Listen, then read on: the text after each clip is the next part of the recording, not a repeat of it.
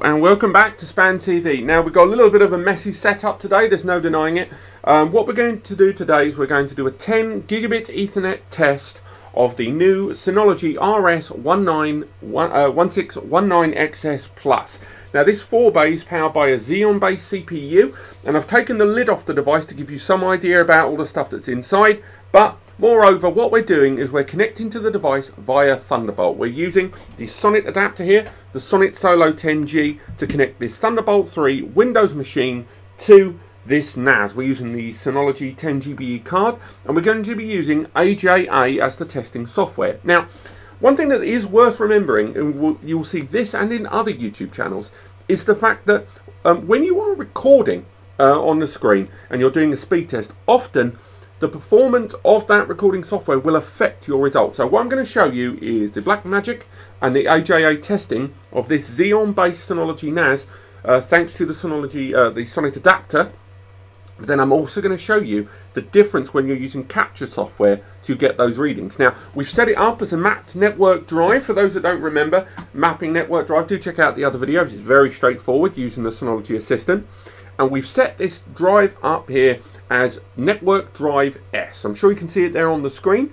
And if we open up AJA testing, and we've got our RAID 0, so it's 4 250 gig Samsung 860 EVO SSDs in a RAID 0 environment, and we're going to start the test. So straight away we're getting well over 800 megabytes per second write, and the read of course is going to be a little bit bottlenecked by our internal specifications, as well as this software being primarily a video benchmarking software, so you will always see a slight difference there, but the speeds there are going very high indeed.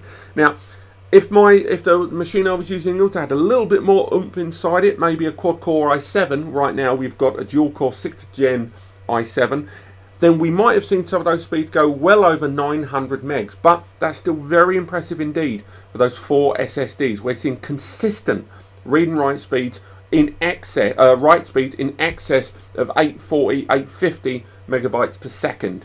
And again, it is an average we're seeing there, so do remember sometimes it has fluctuated into the 900 megs as well.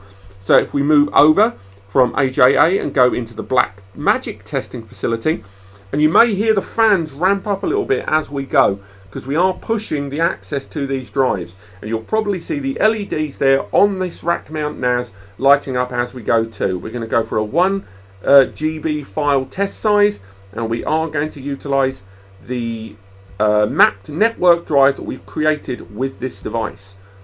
Here we go, we'll go into that and we'll begin the test. Now, because Blackmagic speed test is a far more gradual affair, you will notice that these read and write speeds will ramp up gradually over time. So they've gone 180, 200, 250, and we're going to see it by increments get higher. So now we're at 300, and we should see it incrementally reach that 800. As you can see on the screen, we're up to 375 megs because this doesn't really use the same average testing as the other one. Now, I do apologize in advance if you can't really make out a lot of the text there on screen. It's very hard to handle at this point. I will try to get some screen grabs for you guys once it reaches the top speed, and I'll try to include those in the video. After this, I'll show you real quickly why we've got this setup where we're going picture off picture as opposed to recording directly from the screen. We're just crossing 750 megabytes per second write on the Blackmagic speed test, and we're just up to 780.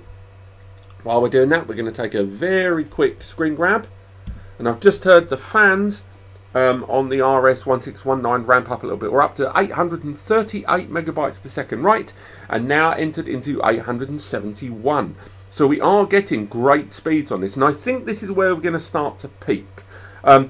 Because, oh, and the fans are starting to rev. I'm going to leave it a little quiet this time, see if you can hear it.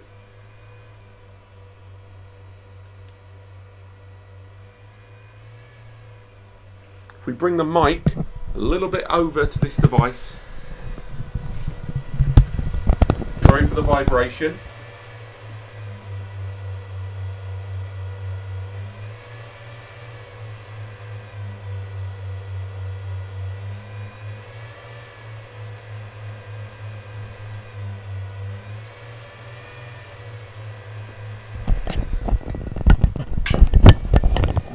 1 second.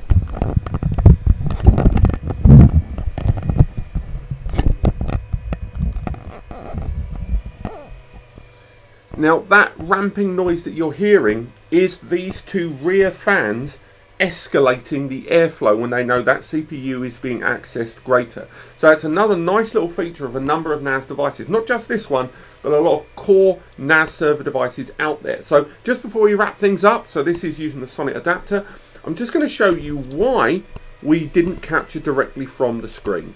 So what we're going to do is use the popular software OBS.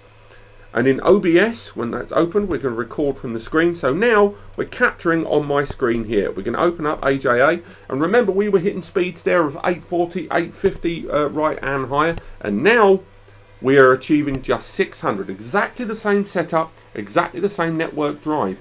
But because the rendering software is utilizing a lot of the CPU on the testing machine, we are seeing those speeds dip. So do remember that, and not just when looking at speed results on other videos, but for you guys out there that create your own content of speed tests, always remember that the rendering software uses enough of the CPU that it may affect your read and write speed, so do bear that in mind.